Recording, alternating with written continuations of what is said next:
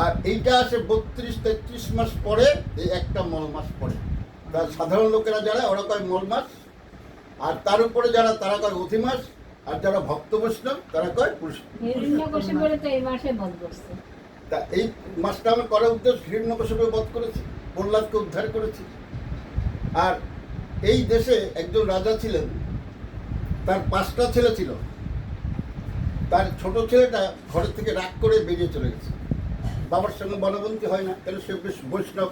তো বৈষ্ণব আর ছাত্র একসাথে থাকতে পারে না। 4টে ছেলে একরকম, বাবা একরকম, আর ছোট ছেলে একরকম।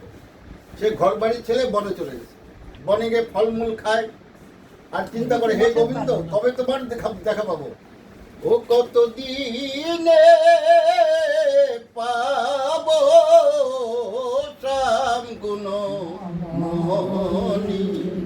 ও বনে গেছে, বনে গিয়ে কাঁদছে, কোথায় পাবো তোমাকে, কতদিনে দেখা পাবো আমি? আমার মানব জন্ম কি খাওয়া পড়া খেতে এসছি ভগবতে, এই জগতে? আমার তো অন্য কোনো কাজ নাই, তোমার সেবা পূজা কি করে হবে, কি করে আমি করব? আমার তো মানব জন্ম বিফলে গেল। এই করতে করতে সেই প্রয়াগটা হলো মাটির নিচে একটা মন্দির আছে, অনেকগুলো প্রতিমা আছে সেখানে ত্রিবেণী সঙ্গম। আর তার একটু উপরে একটা মন্দির আছে, হরিমিত্রের মন্দির। এখন তো মন্দির টন্দির অনেক কিছু হয়ে গেছে, আগে তো কিছু ছিল না, হরিমিত্রের মন্দির। তো উনি চিন্তা করলেন যে এখানে তার কোথাও কিছু নাই, আর বৈষ্ণবের ধর্ম একটা গাছের তলায় 1 রাত্রি থাকতে পারবে, খুব বেশি 2 রাত 3 রাত্রি থাকতে পারবে। তখন হরিমিত্র এখানে গিয়ে আশ্রয় নিলেন, নিয়ে তাকে বললেন, প্রভু গো, আমি তো আসলাম বহুত দিন কষ্ট করে, কবে কৃষ্ণ দর্শন পাবো, কবে আমি দেখা পাবো? আমার এই মানব জনম, আমি মহাপাপী, আমার মতো পাপী পৃথিবীতে আর নাই। তাহলে আমি কী করে উদ্ধার হবো, কী করে পার হবো? যদি কৃষ্ণ সবাই না হলো, সাধুগুরু বৈষ্ণবের সঙ্গ না হলো, আমি তো পার হতে পারবো না। তখন বললেন, সামনে একাদশী আসছে পুরুষোত্তম মাসে, এই একাদশী যদি ঠিক মতো পালন করতে পারো, তাহলে তোমার মঙ্গলেই মঙ্গল হবে, কৃষ্ণ দর্শন হয়ে যাবে। তখন ফলমূল তো ওখানে সব পাওয়া যায়, উনি কিচ্ছুই খেলেন না, না খেয়ে হরিমিত্রের সঙ্গে একাদশী উপবাস করলেন। উপবাস করায় যখন ভোরবেলা তার নিদ্রা আসছে, তখন মা লক্ষ্মী তাকে কৃপা করেছে। মা লক্ষ্মী কৃপা করে এসে দেখা দিয়েছে, তখন দর্শন দিয়েছে। সে তো তখন একটু তন্দ্রা ভাবে, ঘুমের ভাবে আছে।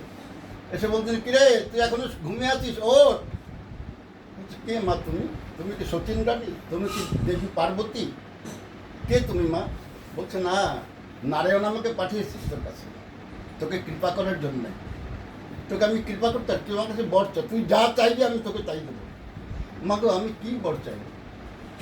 আমার তো সাধুগুরু বৈষ্ণবের সেবা করা হলো, আমার মানব জন্ম বিফলে গেল, তাহলে তুমি কি স্বয়ং লক্ষ্মী মা? তবে বর যদি তোমার দিবেই, মা আমাকে কি বর দেবে? আমাকে এই বর দাও, আমি যেন সদা সর্বদা সাধুগুরু বৈষ্ণবের সঙ্গ করতে পারি। আমি যেন সদা সর্বদা সাধুগুরু বৈষ্ণবের সঙ্গ করতে পারি, সাধুগুরু বৈষ্ণবের চরণ ধুলা আমি গায়ে মাখতে পারি, আর তোমার নাম গুণাগুণ কীর্তন করতে পারি।